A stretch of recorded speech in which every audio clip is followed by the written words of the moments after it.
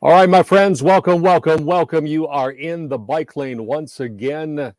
Good evening to you. Glad to have you with us. I'm Tom. I'm your host, the bike lane where we talk about anything that is pedal powered, typically two wheels, but I keep getting reminded that three wheels are possible. So hello to our three-wheeled friends as well. Tonight's topic is one that I've been looking forward to for quite some time. And I'm glad to be able to have my guest here. The Tour de France, one of the hardest, greatest races in all the planet, recently concluded. And it included our favorite Houston/Texas professional cyclist. Let me bring him on here. It is Lawson Craddock. He is joining us from his home in Girona, Spain, where he finished the Tour de France by racing some more. Lawson, it's good to see you. How are you? Tired. Yeah. No, I'm good. So I'm finally back home in Girona. So the tour ended last Sunday, and it's been a bit of a whirlwind since then. Just had family and friends come visit, and did another race last weekend, and finally able to settle in a little bit at home with the family, which is almost more tiring than the tour itself with the two young children. But all in all, yeah, it's going well, and happy to be here. So, Lawson, you race for the Australian team Jayco Alula, and you've been with them now 2 seasons. At what point did they say, Lawson, you are going to race in the Tour? Yeah, no, it's my second year with Team Jayco Alula, and I really feel like I'm in a great place with them. Last year I did, and not many people who don't follow sports super they don't always know, but there's also 2 other what we call grand tours, like the Tour de France, the Giro d'Italia, and the Vuelta a España, equally as demanding, and yeah, also a big honor to race those. And last year, at my first year on the team brought me to the Giro, which is in May, and then a good race, and then they called me up for the Vuelta, which is in late August, early September. And unfortunately, yeah, had a couple good races with them. And so when we sat down in October, I said, okay, I've done the 2. I want to turn my focus on the Tour, and I'd love to get the start with you guys next year. And fortunately, they're on the same page, but of course, you have to prove that you do belong there. So a lot of work all year long, a lot of ifs and buts about if I actually would make the team, but fortunately I was able to put my best foot forward, and yeah, I called. It's all pretty quick in this cycling, but maybe about a week and a half before the Tour, saying, okay, you're officially on the team. Yeah, pack your bags. Let's get ready to go. Yeah. So at the risk of asking the most obvious question, how much more satisfying was this run in 2023 than the last time you were in the Tour with a different team with a broken shoulder? Yeah. The last time I raced the Tour was 2018, so it had been a few years for me. And yeah, 2018, I fractured my scapula on day 1, and kind of fought through the rest of the 3 weeks just to make it to the finish and dead last. So obviously, while it was a special month of racing for me back then, I wanted to do something different, which was actually race the Tour de France, and fortunately had the chance this year. And yeah, we had a great tour. We had a lot of great results throughout the entire 3 weeks this year. And yeah, well, we missed out on the stage win, which we were really hoping for. We were pretty close quite a few times, and ended up with our GC leader Simon Yates and 4th overall. And yeah, for us, we were pretty happy about that. So it's kind of funny. It's only in the sport of cycling you start celebrating 4th place. Well, yeah, funny you should mention that 4th place, because I want to pick out a couple of stages where I thought particularly you shined. Stage 15, a mountaintop finish, and I'm going to run some video here as well. And this is kind of This is courtesy, incidentally, here, let me put this up here, courtesy of our friends from NBC Peacock for providing the video here. You are in a break, a massive break for the entirety of this stage. And as I noted, it finished on a mountaintop. How difficult was this stage?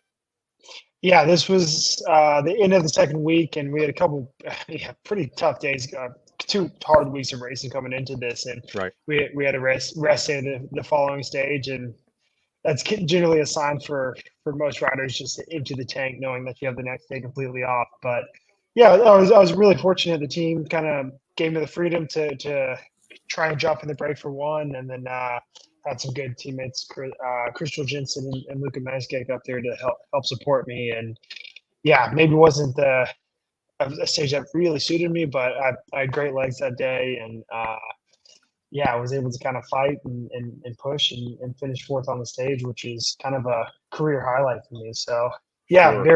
very happy with how that day went. And yeah, but in the moment you're just suffering on the wheels and just waiting for it to be done. For folks who may be seeing this for the first time, Lawson is there, right there on the left of your screen, wearing the kind of royal blue white kit with the blue helmet, just so that you can identify him here in the video.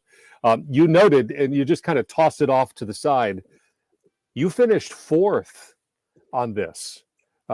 That's a big deal. I mean, everybody wants to win a stage, certainly, and I imagine that deep down in your heart, and maybe right there at the tip of your tongue, you will say, "Yeah, I'd like to win a stage in the Tour de France." But how satisfying is a fourth place finish at a mountaintop finish like that? Yeah, I mean, yeah, a result in any stage of the Tour de France is always pretty special. But of course, we're all competitors, and we all, we do want to win. And so when you cross that finish line, and There you are, finishing fourth right there. yeah, suffering like a dog. When you cross that finish line and you don't have the chance to raise your arms, your initial reaction is, okay, it's kind of a disappointing day. But at the end of the day, like you finish the day, you finish the tour, and you're able to reflect on the racing and really kind of understand the scale of the level that we race on. And yeah, that's when you can really understand it and be proud of it. So I'll definitely remember that day for a long time. I was really happy to just get the chance for the team to have an opportunity like that. So. Sure. Something I think about, and I want to run some video of stage 17, where you were also in a massive break as well. As we talk about this, you hear the commentators talking about, and those of us who have raced bicycles on larger and, for me, much smaller scales, there's this conversation about whether the brakes working together well or not, and whether it's cohesive or not, and that sort of thing. Give me some sense, give viewers some sense of what kind of conversation does or doesn't happen in these things. Yeah, I mean, so this was also a really great day for the team.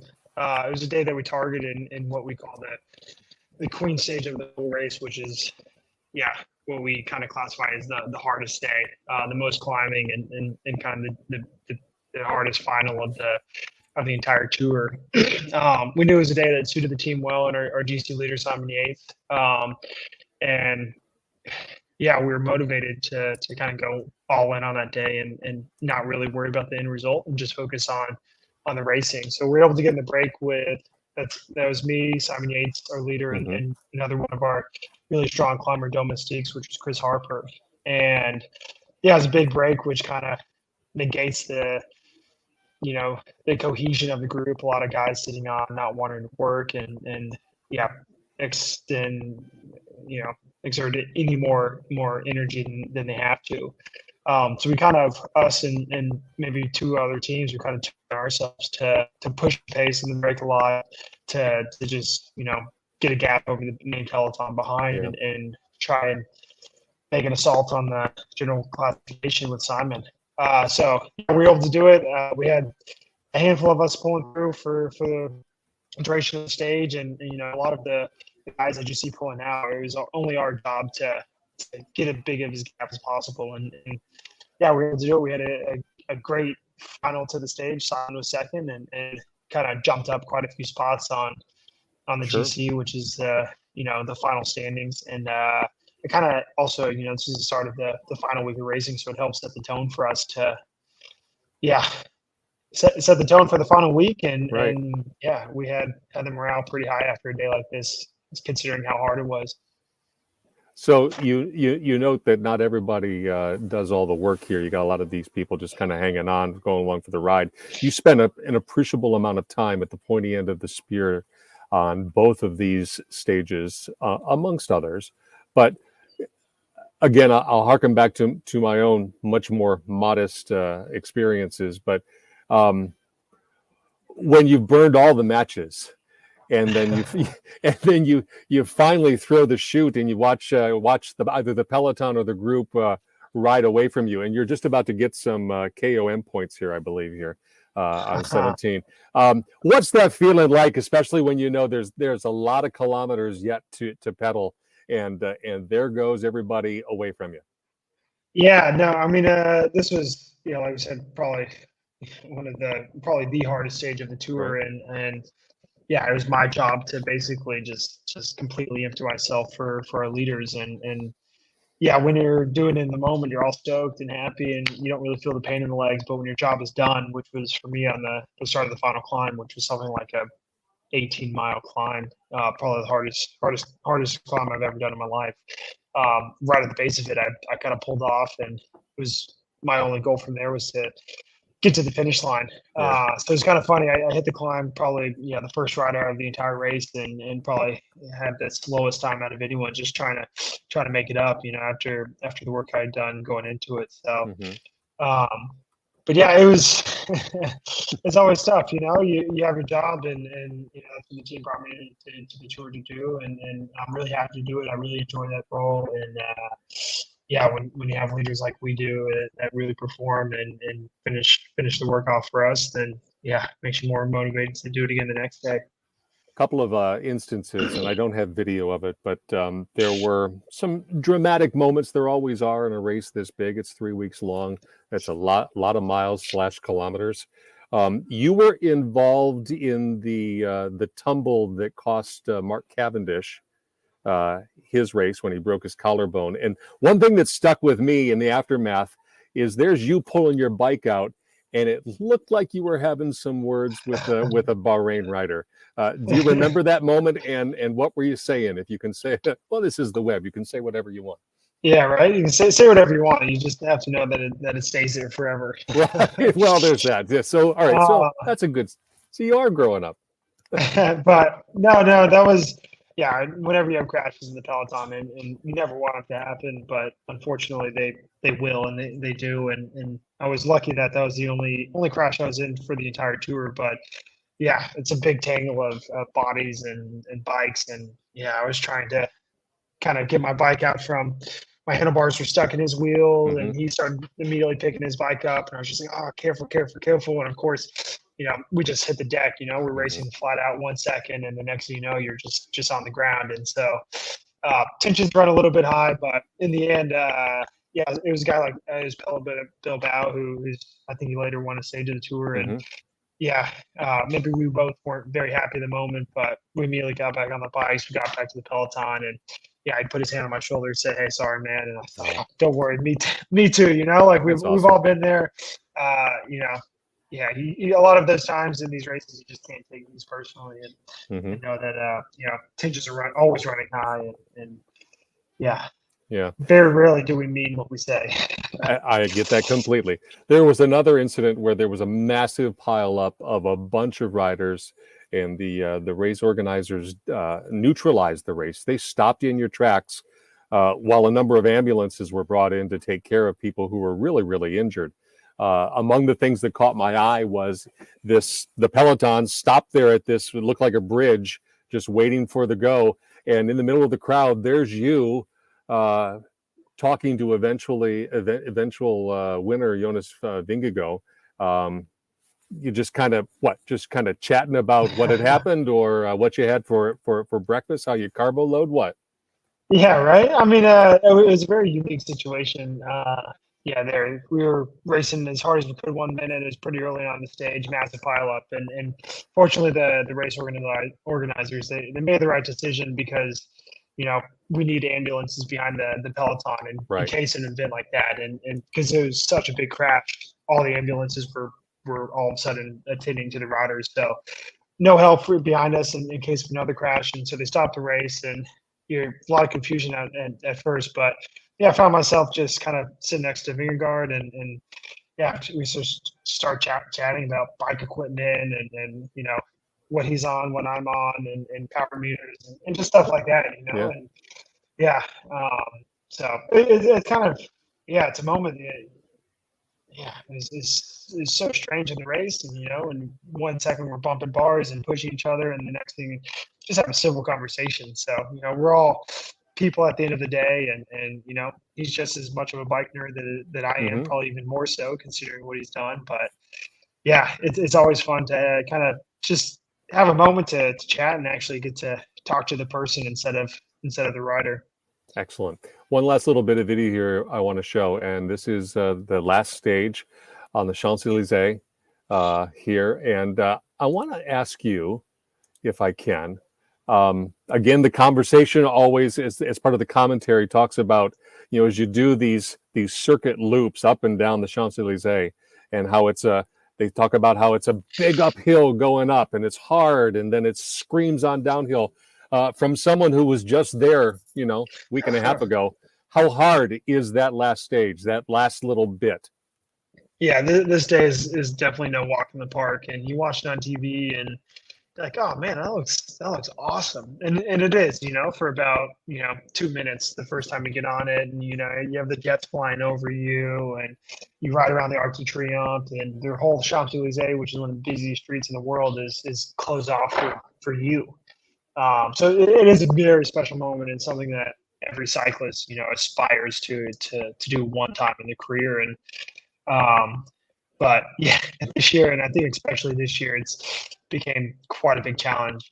We saw earlier on in the tour that it's really, a sprint finish is not a guarantee anymore with the speeds of the peloton and the strength of the riders. And, with us on Team Jake LaLula having one of the world's best sprinters, Dylan Groenewegen, on the team, we were one of the teams that had a control. And so, yeah, us, Alpecin and Intermarché, we were trying to do a lot of the work to keep the group together and force a sprint in the finish. So it's actually ended up being a very challenging stage at the end of 3 weeks, when at the end of to be honest, you just don't want to suffer anymore. So Sure. It was a tough day, and one thing that the video doesn't do justice is really how bad, how terrible of shape the cobblestones are. You're just getting bounce all over the place constantly. We had a lot of guys breaking wheels just because you hit these cobbles at 40 miles an hour, and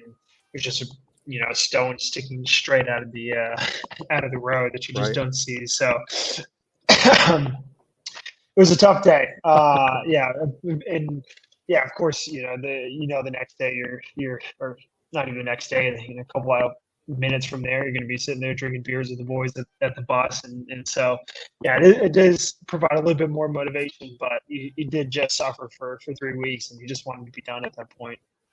That final bell, the greatest sound you probably ever heard for the last lap. So, all right, we got one more lap to do. So look, Lawson, I've known of you longer than I've known you, but either way, it's a good number of years. At 31 years old, how cool is it to be living this dream of being a professional cyclist, growing up riding your bikes in Houston, Texas, and now you are on a world stage? Yeah, no, it's very special, and it's a life we really try not to take granted too often, and unfortunately we kind of do at times. But yeah, the sport has allowed me to kind of meet my wife, and I've got 2 beautiful kids, 4 and 2, soon to be 5 and 3, and we get to live in a completely different part of the world, and for us that is really special, and something that we really get to enjoy, and we know it's not going to last forever. The cycling part of my life will be a pretty short relative to everything else. So we're trying to enjoy it while we can, and live the life that we want to, and want to show our kids. So yeah, we're having a lot of fun doing it. But yeah, it's definitely exhausting at times. I get it. So you just finished a race just this past weekend in the Basque Country, which I know you love, there in Spain. What's next for you? What's next on your calendar? Do you know? Yeah, so it's kind of bit of a whirlwind since the tour. I had in the week after I had about 36 hours at home. Went to the Basque Country race, and fortunately I had a pretty good support crew there in Paris, and friends from the States, and my parents and my in-laws, they were also there. So got to spend some time with them, and then my parents came to San Sebastian, which was the race in the Basque Country. So try to enjoy as much time as I could with them. And then finally now back in Girona for a whole whopping 3 days or something. And then on Thursday, I fly to Glasgow in Scotland for the World Championships. Nice. Yeah, so it's definitely it's been a lot on the plate, but yeah, I am very excited to go to Glasgow. Anytime you get to pull the stars and stripes of the country on and race for the United States, it's a very special opportunity. So looking forward to that.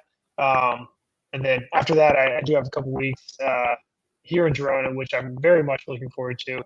Kind of relaxing with the family as much as we can, and then actually my next race after that will be Labor Day weekend, and that'll be in Maryland. So first time racing in the States for quite a while. So excellent. Well, I know your fans here in Texas look forward to your return. I think that'll be in the fall. But lots of bike racing between now and then for you. So congratulations on your finish. It was fun. It was fun picking you out of the peloton. My wife and I do that as we're watching. It's, oh, there's Lawson. There he is. And after all this time, we both kind of have a good sense, as I think of a lot of your friends do, have a sense of, what your body cadence is like, and you can kind of pick you out of the peloton. So we'll keep doing that. Right. We appreciate it. My wife always wanted me to wear some kind of way out there shoes, just so she can be like, okay, I spot the jersey and I look for the shoes. So that's why my daughter Rampage rides a very bright orange bicycle, so we can find her out of the pack. So same sort of thing. Yeah. Lawson, thanks for your time. I do appreciate it. I know it's late in Spain where you are, and I know you got little kids that you're trying to get to bed. So thanks to you, thanks to your wife, and thanks to your kids for the time that we've taken with their dad. So appreciate it. Until you come back to Texas, we wish you all the best, and we wish you luck in the Worlds, and we wish you, anytime you clip in, all the best. So great. Lawson, thank you. Thank you. Appreciate it. Thanks a lot, Tom. Yeah, it's absolutely. Great catching up. So I will say to bye in just a moment, but for you here in Bike Lane Land, thank you. I was really looking forward to this conversation, and it did not disappoint. Drop me a line. Let me know what you think. You know how to reach me, and let me know about this or anything else that you think I ought to be talking about. Until the next time in the Bike Lane, my friends, that's the news. I'm out of here.